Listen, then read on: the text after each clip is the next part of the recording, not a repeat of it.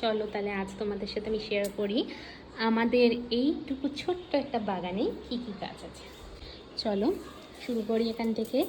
এটা হলো money plant বা প্যাথোস, হলো অ্যাগনোলিমা।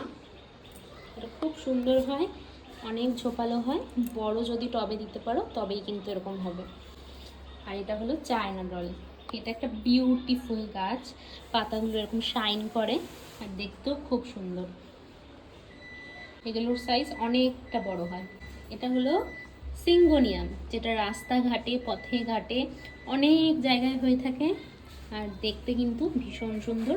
আমরাও রাস্তা থেকে নিয়েই কালেক্ট করেছি আর এই যে খুব সুন্দর মতন কিন্তু এটা হয়েও গেছে। এটা হলো কয়েন প্ল্যান্ট, যেটাকে আমরা কিছুতেই বাঁচাতে পারি না, জানি না কেন। তো দেখা যাক, চেষ্টা করবো আরও কিছুবার। এটা হলো স্নেক প্ল্যান্ট আর এটা হলো সুন্দরী অ্যারিকা। পাতাগুলো দেখেছো কত বড় বড় হয়েছে। এবার চলো বাইরেটায় যাই। এটা হলো নীলকণ্ঠ বা অপরাজিতা, এটা লাল রক্ত জবা। এটা হলো বেলি। আমাদের বেলি গাছটা খাবার পেয়ে এত সুন্দর হয়েছে, ফুলগুলো বেশ বড় বড় হয়, দেখো। এটা হলো বোগেনভিলা। এটা হলো নন্দিনী। নন্দিনী গাছের ফুল ভীষণ সুন্দর দেখতে হয় আর খুব সুন্দর ফুল ফোটে আর অনেক দিন ধরে গাছে ফুলটা থাকে। এটা হলো লক্ষ্মী জবা, এই যে ফুল হয়েছে অনেক আর অনেক কুড়িও এসছে। এখন আমাদের কাছে যা ফুল ফোটে মোটামুটি আমাদের ঠাকুরের জন্য হয়ে যায়।